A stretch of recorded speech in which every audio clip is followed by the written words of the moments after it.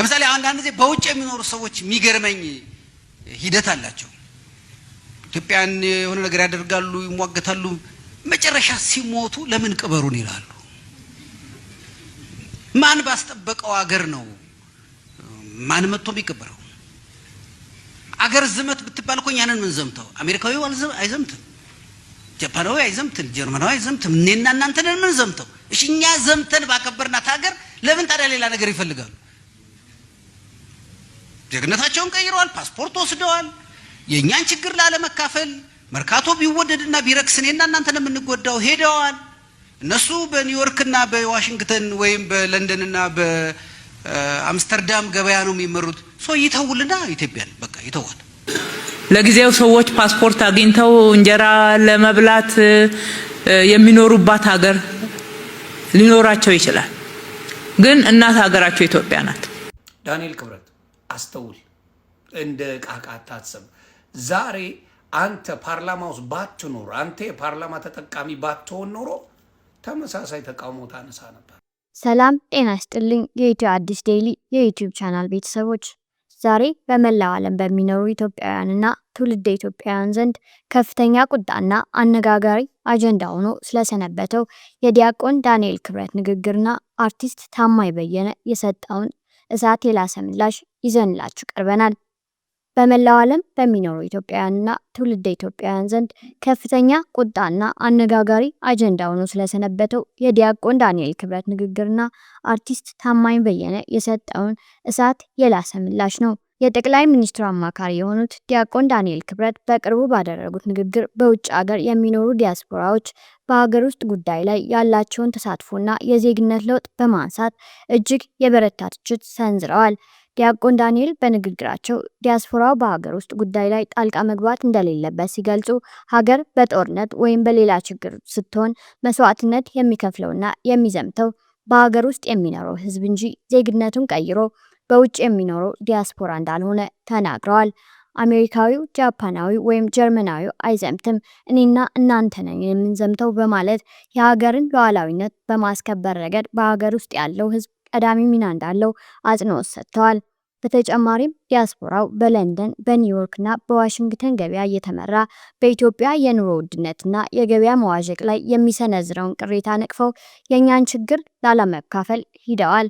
መርካቶ ቢወደድና ቢረክስ የሚጎዳው እዚህ ያለው ህዝብ ነው ሲሉ ተደምጠዋል።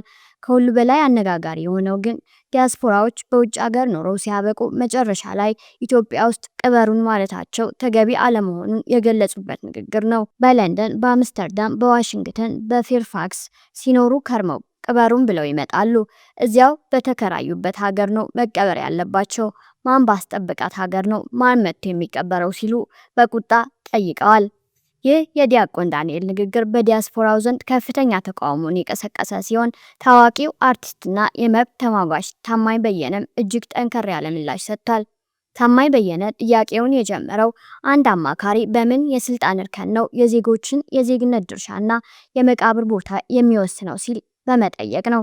መንግስት ህልውና አደጋ ላይ በወደቀበት ወቅት በተለይም በቅርብ ዓመታት በነበረው የሰሜኑ ጦርነት ወቅት በውጭ የሚኖረው ዲያስፖራ ሀብቱን፣ ጉልበቱንና እውቀቱን አስተባብሮ የኢትዮጵያን ሉዓላዊነት ለማስከበር ያደረገውን ተጋድሎ አስታውሷል። ዲያስፖራው ለሀገሩ የቁርጥ ቀን ደራሽ እንደነበር ጠቅሶ ይህንን ማግለል ታሪክን አለማወቅ ነው ብሏል።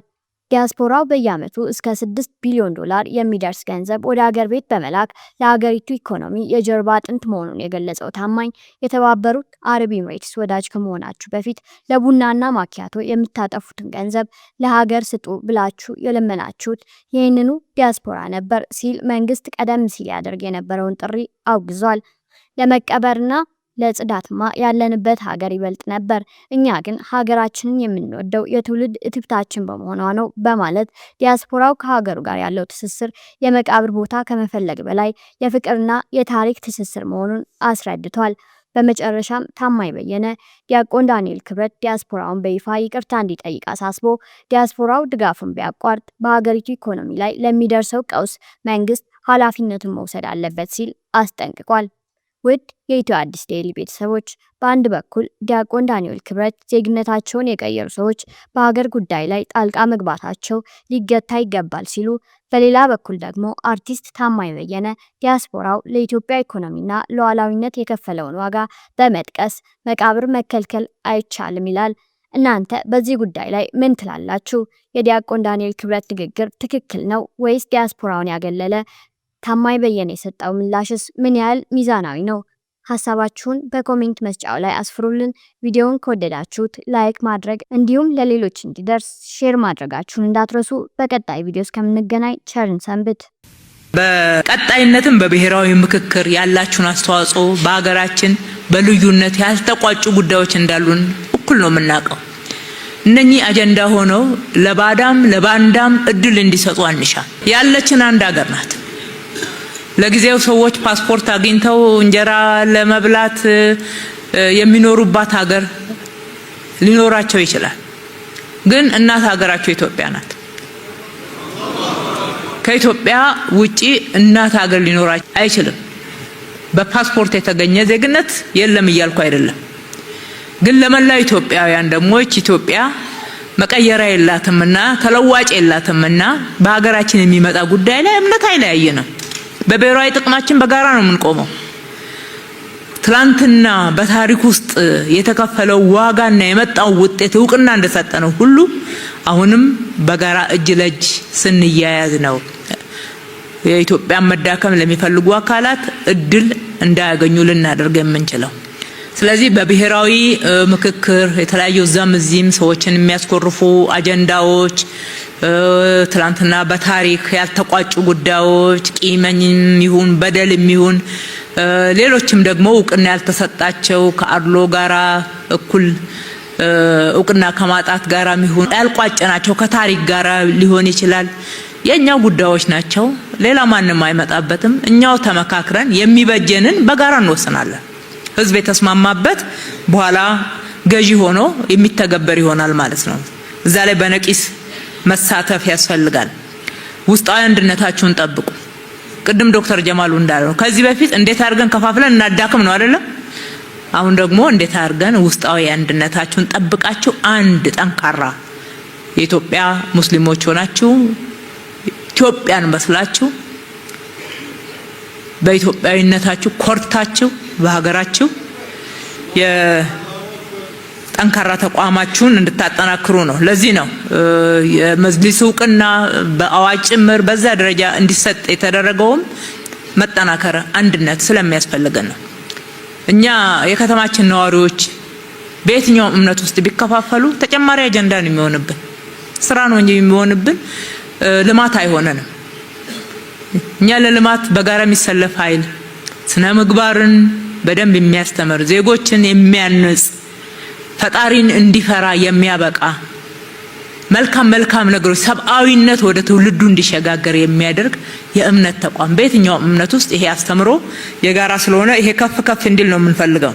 ሁሉም እምነት ውስጥ ያሉ ዛሬ ከሙስሊሞች ጋር ስለምናወራ የአዲስ አበባ ከተማ ነዋሪ ሙስሊሞች የእያንዳንዱ ቤተ እምነት ወይም ደግሞ መስጂድ መሪ ኢማሞች እዚህ ያላችሁ ዛሬ እዚህ መድረክ ላይ ሙስሊም የሰላም አምባሳደር ነው። የሰላም አምባሳደርነታችሁን አጠናክራችሁ ቀጥሉ። ከሌሎች ይሄንን ማድረግ ማለት ከሌሎች ቤተ እምነቶች ጋር ተቀራረቡ። በጋራ አብራችሁ መስራት የሚገባችሁ ጉዳይ ላይ ሀገራችሁን አልሙ፣ ተነጋገሩ። ሰላምን ማስጠበቅ ላይ ልማትን ማድረግ ላይ የታሪካችን አንዱ በጎ ገጽታ ኢትዮጵያ በርካታ እምነቶች ያሉባት ሀገር ሆና ተከባብሮ አብሮ መኖር ነው። አብሮ ይበላል፣ አብሮ ይጠጣል፣ ህብረቶች አሉ። አብረው ልጆች በሚገባ ተዋደው እጀለ አብረው ጎረቤት ሆነው ተያይዘው ያደጉባትና የተማሩባት የበቁባት ሀገር ናት። ዛሬም ሀገራቸው እንደዛ ነው የሚያገለግሉት በሁሉም ተቋም ውስጥ ብትሄዱ። ስለዚህ ይሄ የሚሸረሸር ሳይሆን የሚገነባ እሴት ነው። እየተገነባ እየዳበረ መሄድ የሚገባው። ስለዚህ እርስ በርስ ያለው ግንኙነት ከፉክክር ይልቅ ወደ ትብብር እንዲመጣ ትብብራችሁን አጠናክሩ ማለት እፈልጋለሁ። በሀገራዊ ጉዳዮች ላይ እናንተ ማንስታችኋል። በብሔራዊ ጉዳዮች ላይ ጠንካራ አቋም መያዝ የሁሉም ኃላፊነት ነው ማለት ነው። እናንተም ዛሬ ያረጋገጣችሁልን እሱኑ ነውና አንድ ቀንም በዛ በኩል ጥርጣሬም አድሮብን አያውቅም። እምነታችንም ከፍ ያለ ነው። ዛሬ ወደ ቀረቡት ጥያቄዎች ልመለስ። ዛሬ ወደ ቀረቡት ጥያቄዎች ስመለስ ሁላችሁም እንዳዳመጣችሁት አንዳንዶቹ እዚህ መድረክ ላይ አናቀርብም ብለው አለፉት እንጂ ሁሉም ጥያቄ አለው። ሁሉም ጥያቄ አለው። በሁለት መንገድም ነው የተነሳው። ከትላንትናው ጋራ በማመነጻጸር የመጣው ለውጥ ጠየቅነውን ጥያቄ መለሳችሁበት አግባብ ያልጠየቅነውም ጭምር እስከመመለስ በፍታዊነት አይታችሁ ሄዳችኋልና ይሄ መሰረታዊ ለውጥ ነው የሚል የመጣው ለውጥ እውቅና የሚሰጥ። በሌላ በኩል ደግሞ ተመልሶ አላለቀም። አሁንም እንቸገርባቸው ቦታዎች አሉ። ምን ስለ መሬት ነው እኮ የተጠየቀው።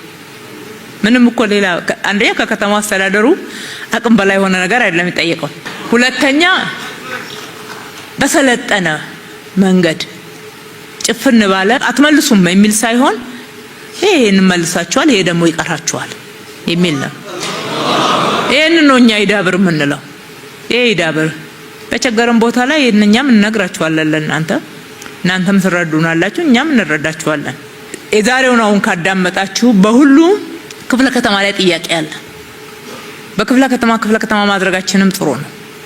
ወደ ወረዳዎች ደግሞ ስንወርድ ክፍለ ከተሞች ላይ የተነሱ ጥያቄዎች አሉ። በየወረዳዎቹ ጥያቄዎች አሉ። እነኚህን ሁሉ ደምረን ካየን ከካፒታልም አንፃር ካለንም የቅደም ተከተል ከሁሉም ጋር ጥያቄ መኖሩ መነሻ አድርገን እውነቱን እነግራችኋለሁ፣ ባንዴ አንመልሰው። ከዚህ ከተጠየቁት ውስጥ የባሰባቸውን ቅድሚያ እንሰጣለን። ቅድሚያ ስንሰጥ ደግሞ ከመወሰናችን በፊት ለመሪዎቻችሁ እናሳውቃለን።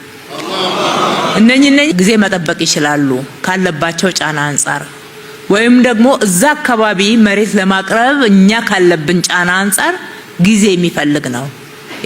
ቅደም ተከተላለው መስራት ያሉብን ስራዎች አሉ።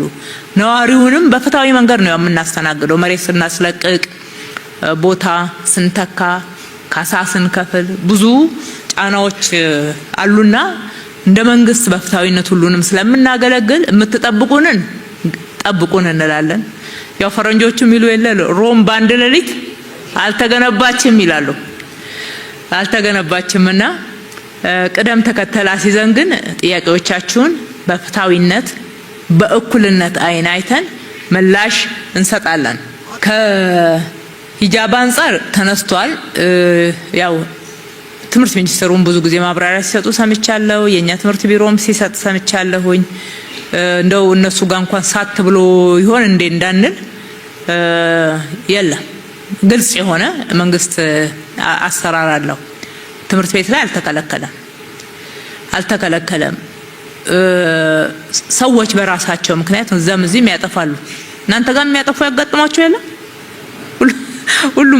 ሁሉም ጋር እኮ ከአሰራር ወጣ ብሎ የሚያጠፋ ሲያጋጥም የመንግስት አለማድረግ ነው። ቅድም እሱን ነው እየተዋየን ለመፍታት ችግሮችን ለማጣራት ስንሄድ፣ በጎን በኩል ደግሞ አክቲቪዝም ሲመጣ ለመፍታትም አይመችምና እንደዛ ነው። ከዛ ውጪ አንዳንድ እናንተም ገብታችሁ እንድትመክሩበትና እንዴት እናድርግ የሚለውን እስኪ እናንተ ይዛችሁ ነው መፍትሄ። አንዳንድ ተማሪዎቻችን የኛ ተማሪ መሆናቸውን ለመለየት እንኳን እስከሚያስቸግረን ድረስ የሂጃብ ጉዳይ ያልሆነ ያጋጥመናል። መታወቂያ ዛሬ ፎርጅድ ማለ እንደምታውቁት ፋይዳ እስከሚዳረስ ድረስ። ሁለተኛ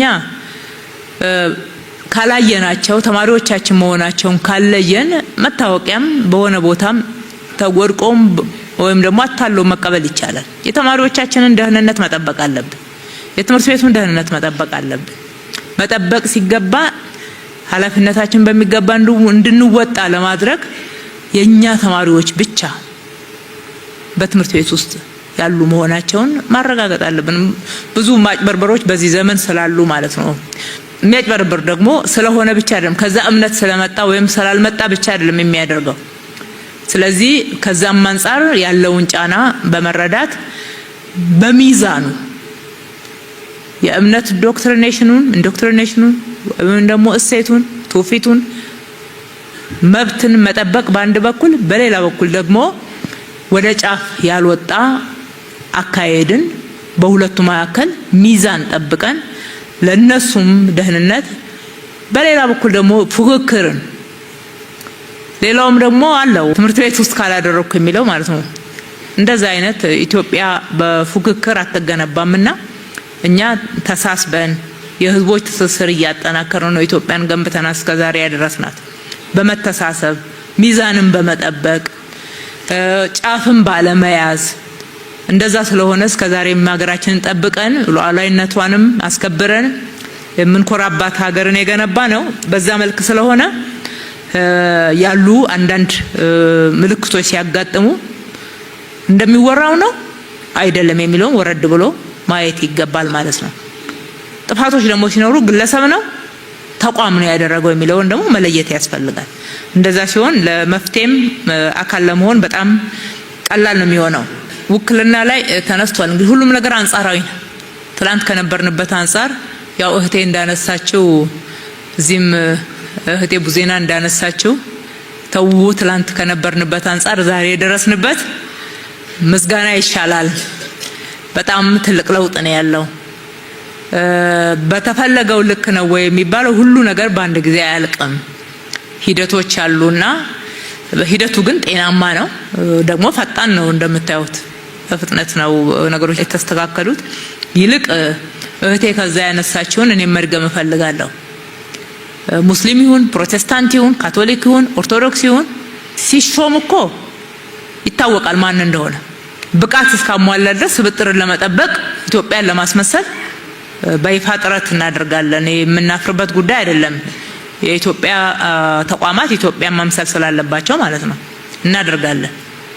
ልክ ጥፋት ውስጥ ሲገባ ወይ በሌብነት ሲያዝ ወይ ደግሞ ሌሎች ጥፋቶችን ያለ ሕግ አግባብ ሲሰራ ማስተካከያ ሲደረግ ወይ ከኃላፊነቱ ሲነሳ ሙስሊም ስለሆንኩ ፕሮቴስታንት ስለሆንኩ ወይ ደግሞ ኦርቶዶክስ ስለሆንኩ የሚባሉ ጉዳዮች አሉ። እሱም አይደለም። እሱ ካላዋጣ ደግሞ ኦሮሞ ስለሆንኩ አማራ ስለሆንኩ ትግሬ ስለሆንኩ ይቀጥላል።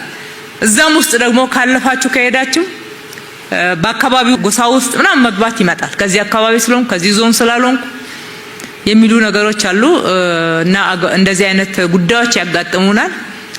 አሁን እየቀነሰ መጥቷል። እውነቱን ለመናገር ይሄንን በይፋ ነው የምንታገለው። ካጠፋ ማንም ይሁን ማን ህግ ሊጠይቀው ይገባል። ያጠፋን ሰው እንዲያገለግል እውነቱን የእምነቱን እሴት የሚጠብቅ ከሆነ እጁን ንጹህ ልቡንም ንጹህ አድርጎ በምሳሌነት የሚጠቀስ አገልጋይ ሆኖ መቅረብ ነው ያለበት። ያኔ ነው የበለጠ ክብርን ሊያመጣ የሚችለውና እንደዛ አይነት ሽፋኖች ሲመጡ እናንተ ሽፋን ለመስጠት የሚሄዱ አካላትን ከኛ ጋራ እንድትታገሉ እንሻለን። ጉቦ ሲወስድ እጅ ከፈንጅ የተያዘ ሰው ሁሉ እንደዛ አይነት ሽፋን ለመስጠት ሲኬድ ያጋጠመን ስላለ ተገቢ አይደለም ብለን ደግሞ እውነተኛው ማብራሪያ እና መረጃ ስንሰጥ ደግሞ አምኖ መቀበልም የዛኑ ያክል ጥሩ አጋጥሞናልና ከእንደዚህና የማይረቡ ጉዳዮች እንጠብቃለን። ራሳችንን በሚጠቅሙን በጋራ ጉዳዮች ላይ እጅ ለእጅ ተያይዘን እንሰራለን።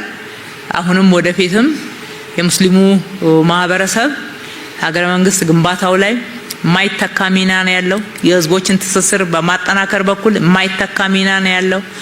ሀገራችን ብሔራዊ ጥቅማ እንዲከበር በማድረግ በኩል የማይተካ ሚና ነው ያለው። ሰብአዊነትን በማስፋፋት በመተሳሰብ ግብረ ገብነት እንዲዳብር በማድረግ በኩል የማይተካ ሚና ነው ያለው። እነኚህ የማይተኩ ሚናዎቻችሁን አሁንም መወጣታችሁን አጠናክራችሁ ቀጥሉ። በፈለጋችሁን ሰዓት በአመራሮቻችሁ አማካኝነት በአባቶች አማካኝነት ታገኙናላችሁ። በየክፍለ ከተማው በየወረዳ ያለው አመራራችን አገልጋያችሁ ነው። በደከማቸው ቦታ አግዙ፣ ምከሩ፣ ጉቦ አትስጡ። ጉቦ በመስጠት መብታችሁ ለማስከበር አትሂዱ። ያልተገባ ጥቅምም ለማግኘት ጉቦ ሰጥቶ የሚሄደውን ታገሉ። እንዲህ ስናደርግ የምንፈልገው አይነት ፍትሃዊ አገልግሎት ይመጣል። ፍትሃዊ አገልግሎት ደግሞ በየደረጃው ሲመጣ ሁላችንም ተጠቃሚዎች ነው የምንሆነው። በጋራ ሀገራችን ትበለጽጋለች። ሀገራችንን ለማበልጸግ እጅ ለእጅ ተያይዘን አሁንም እንትጋላለሁኝ። ስላዳመጣችሁን በጣም እናመሰግናለን። ፈጣሪ ኢትዮጵያና ሕዝቦቿን ይባርክ።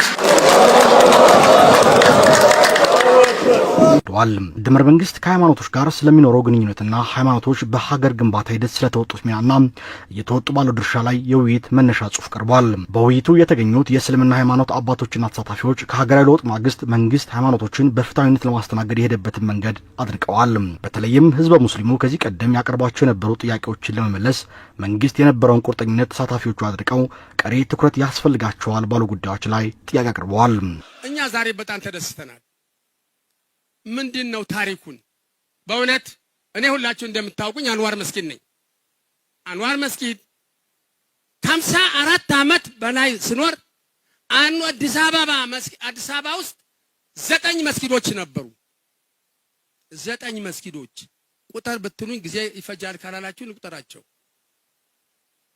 አንዋር መስጊድ ብቻ ነበረ ኢድ የሚሰገደው።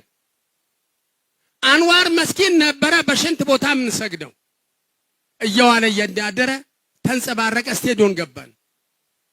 ዛሬ ግን በአዲስ አበባ ውስጥ ያሉ መስጊዶች ቁጥር የለውም።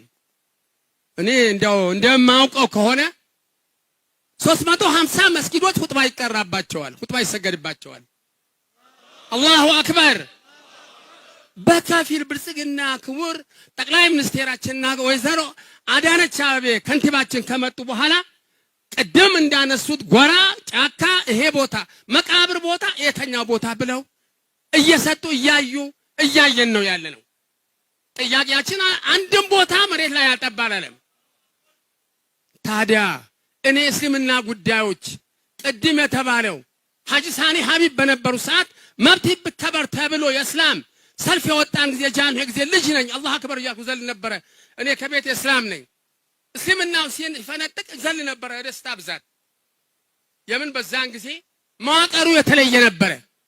እስላም አንገቱን ደፍቶ ኮፍያ ደብቀን የምንሄድበት ጊዜ ነበረ። አላሁ አክበር። ዛሬ እስልምና ጉዳዮቻችን በጥሩ መዋቅር ተዋቅረዋል። ግን ችግር ይኖራል። ችግሩ ደግሞ በውይይት ነብያችን አለይሂ ሰላቱ ወሰላም ወህተሲቡ ብለዋል። ተሳስበን የመረጥነው ያ ሰውዬ ወልተን ገፍትረን ከመጣል ይሄ ችግር አለ። ፍትሐ ቅድም ቀርቦ አቅርቦታል ወንድማችን። ታዲያ እቺ ሀገራችን እናልማት።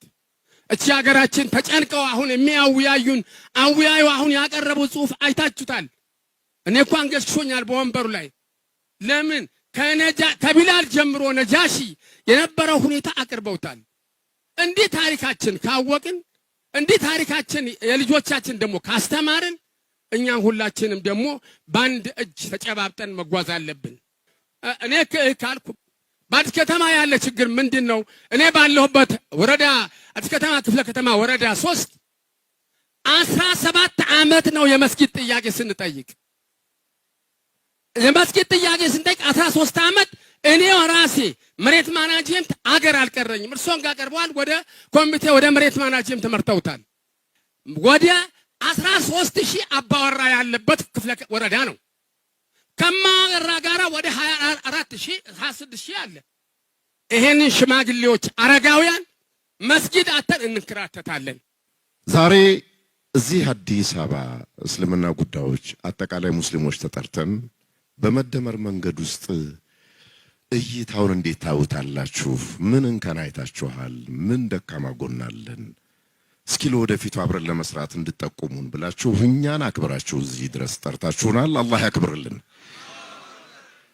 የህዝብ የእምነት ባለቤቶች የሐሳብ ባለቤትነት ለመቀበል ተዘጋጅታችኋል። የህዝብ ልጆች መሆናችሁንም አረጋግጣችኋል። የእምነት ሀገር መሆኗንም አሳይታችኋል። ቅድም አዋዩ ጥልቅ የሆነ ሐሳብ ሰንዝሯል።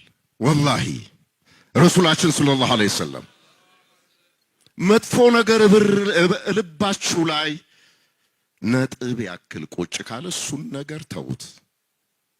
ልባችሁ እንደ መስዋዕት ጥርት ካለ በዛ ሐሳብ ላይ ቀጥሉበት። አያችሁ ይህን እምነት እዛው ዋዩ የተናገሩት ነገር ከኛ ነብይ ጋር የተገናኘ ሐሳብ ነው። ልባችን ጋር የተግባባ ነው። በሌላ በኩል ብልጽግና የሰላም ምንጭ መሆኑን የማህበራዊ የኢኮኖሚ የፖለቲካ ብቻ አይደለም ወደፊት ሀገርን የመገንባት ትውልድ የማሻገር የውስጥ ሁለንተና የስጋታችንን ጭምር ተጭኖ እየሰራ ያለ ተቋም መሆኑን ነው እኛ የምንረዳው።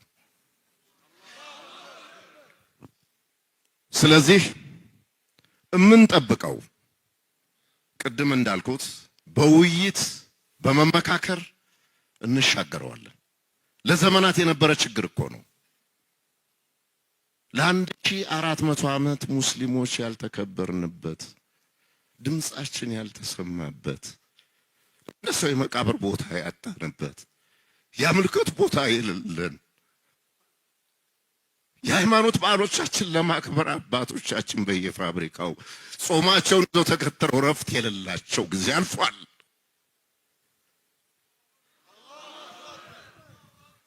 ይህ ጥልቅ የስብዕና ጥሰት ተወግዷል። አሁን ወላሂ ምንላችሁ ነገር የለም። እድሜና ጤና ሰጥቷችሁ ራእያችሁን ለማሳካት ደፋ ቀና ስትሉ እንቅፋት ላንሆን ነው ቃል የምንገባው። እንደ ልጆቻችን እንገድፋችኋለን፣ እንደ ልጆቻችን እንከባከባችኋለን። ሀገር ነው የምትገነቡት። ሀገር መገንባት ማለት አላህ ሱብሓነሁ ወተዓላ ወለቀድ ከረምና በኒ አደም ምድር ላይ ካሊፋ አድርገን ፈጥረናችኋል። ህዝቦች የመዋለድ የመብላት የመጠጣት ጉዳይ አይደለም። አቅል የሚባል ነገር ተሰጥቶናል። ይህ ምድር በአግባቡ በተገቢው መንገድ በፍትሃዊነት በስርዓት እንድናስተዳድረው ነው አላህ ሱብሓነሁ ወተዓላ ወለቀድ ከረምና በኒ አደም ብሎ የሰጠው። ይህን ተፈጥሮ ሀብት በማይባክም መልኩ ይህን ተፈጥሮ ሀብት ሳይበከል ሳይረበሽ ከኛ የወሰዳችሁትን ግብር ወደ ሌላ ሀገር ሳታጓድኑ ስዊዝ ባንክ ሳይቀመጥ እኛው ላይ ከተማችን ላይ ተማሪዎቻችን ላይ እንዲመገቡት እንዲለብሱት ወላሂ ሀቅ ካልወገን ወርቀናል። እኛ ሙስሊሞች የጀሃነም እንሆናለን። ደግመዋለሁ። ሀቅ በማንም ነገር ይሰራ በማንም ይፈጸም ሀቅ ጎን የመቆም ግዴታ አለብን። ከዚህ አንፃር ሀቅ ሰርታችኋል። በሀቅ ጎዳናው ላይ ሄደናል። በሀቅ ዛፎቻችሁ አየር እያመረቱኛ በግራ በቀኝ እያናፈሱን አቀባበል አድርገዋል። በሀቅ ሌት ከቀን ክቡር አዳነች አቤቤ አብሯችሁ ያሉ ተቋሞችን ቅልፍ ነስቷችሁ ከተማችሁን እየዳበሳችሁ ሌት ከቀን መስራታችሁ እናቃለን። ወላሂ እናቃችኋለን። እናንተኛ ላታውቁ ትችላላችሁ። በየቤታችን በጸሎት እናስባችኋለን። በልጆቻችን አራያዎች እንዲሆኑ እናንተን በበጎ ስራ እንዲታዘዟችሁ እንመክራለን። አላህ ሱብሓነሁ ወተዓላ በተከበረው ቃሉ ምድሪን አታበላሽዋት አታቆሽዋት ይላል። ከኛ ከሃይማኖት ተቋማት ከእስልምና ብቻ አይደለም ማንኛውም ተቋማት የሃይማኖት ተቋማት ማድረግ የሚገባውን ነው መንግስት እያደረገ ያለው። ተቀድመናል ብዬ አስባለሁ። ምድርን መጠበቅ የሚገባው የትኛውም ሃይማኖት መለኮታዊ ነው ብለን ነው የምናምነው። ተውራትም እንጂልም ዘቡርም ፉርቃንም መለኮታዊ ነው፣ ወደ መጥፎ ነገር አይመራም ብለን ነው የምናምነው። ከኛ ከሃይማኖት ተቋማት የሚጠበቀው ነው መንግስት እየሰራ ያለው። ክብር ይገባቸዋል፣ እድሜና ጤና አላህ ይስጣቸው ብለን ነው። ቅድም ተላላቆች እንደተናገሩት የብላል ሀገር የነጃሺ ሀገር ታሪካቸው የተደበቀ አቧራ የለበሰው እኛ በቤታችን ቁጭ ብለን ውስጣችን እያቃጠለ ያለው ነገር መንግስት ደግሞ በአደባባይ ይዞ ሲመጣ እኛ ማመስገን ነው፣ ከጎናችሁ ለመቆም ነው። ትላልቅ ዑለሞቻችን ታሪካቸው ተረስቶ የአንድ ማህበረሰብ ሀገር የሚመስል ነገር የመሰለው ነገር ዛሬ ሁላችሁ ተሳታፊ ናችሁ ሲባል ደስ ይለናል። እኛው ጋም ችግር ስላለን ሙስሊሞች ጋም ችግር አለን። ምንድነው ችግሩ? የሆነ ቦታ ልናገኝ ስንል እንሸማማለን።